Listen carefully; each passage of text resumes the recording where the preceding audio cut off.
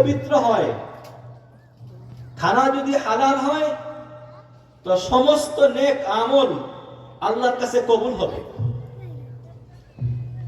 কেননা আল্লাহ তাআলা নবীদেরকেও আদেশ করছেন, তোমরা হালাল এবং পবিত্র রিজিক গ্রহণ করো, এরপরে ওয়ামাল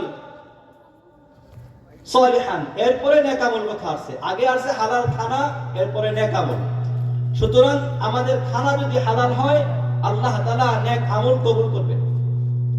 এই জন্য চেষ্টা করা হালাল খানা গ্রহণ করা। মেরে মুহতারাম, রমজান মাস চলে আসছে, রমজান আমাদের সামনে। রমজানে ইফতারির জন্য আমভাবে দাওয়াত দেওয়া হয়। তো কিছু কিছু মানুষ দেখা যায় তারা ওই দাওয়াতে যায় না। তারা বলে যে আমি তার দেওয়া ইফতারি দ্বারা রোজা ভাঙবো না, ইফতারি করব না। কষ্ট করা হয় কেন?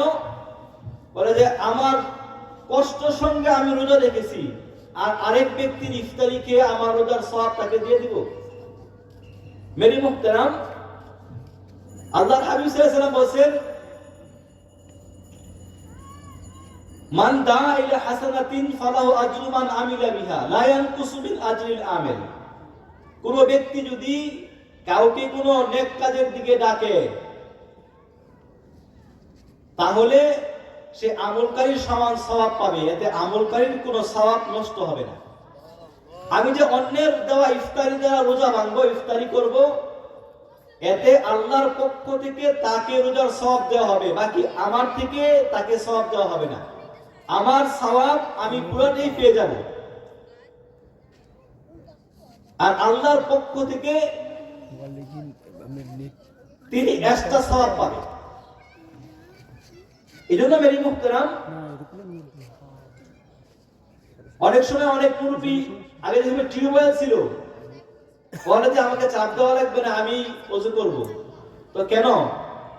অন্যজন যদি আমাকে চাপ দিয়ে দেয়, আমি ওযু করি, তো সওয়াব তো সেই নিয়ে গেল, আমি কি পাবো?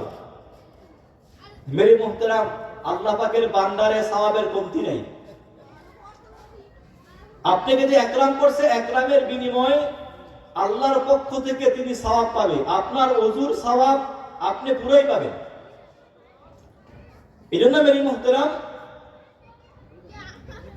অন্যের দ্বারা খেদমত নেওয়া, একরাম নেওয়া, এটা উভয়ের জন্যই ভালো। বাকি আমি যদি একরাম গ্রহণ করি, আমার সওয়াব থেকে একটুও কমবে না। আল্লাহ তাআলা আমাকে পরিপূর্ণ রোজার সওয়াব দিয়ে দিবেন, এবং যে ব্যক্তি আমাকে ইফতার করিয়েছে, ওই ব্যক্তিকেও আল্লাহ তাআলা পরিপূর্ণ সওয়াব দিয়ে দিবেন। এই জন্য রমজান আসতেছে, আমরা ইনশাআল্লাহ প্রস্তুতি গ্রহণ করব। আমভাবে যে ইফতারি অনুষ্ঠানগুলো হয় মসজিদে, সবার জন্য দাওয়াতের ব্যবস্থা থাকে, ওইখানে দাওয়াত দেওয়ার প্রয়োজন নাই, যেহেতু আয়োজন মসজিদে সবার জন্য করা হয়।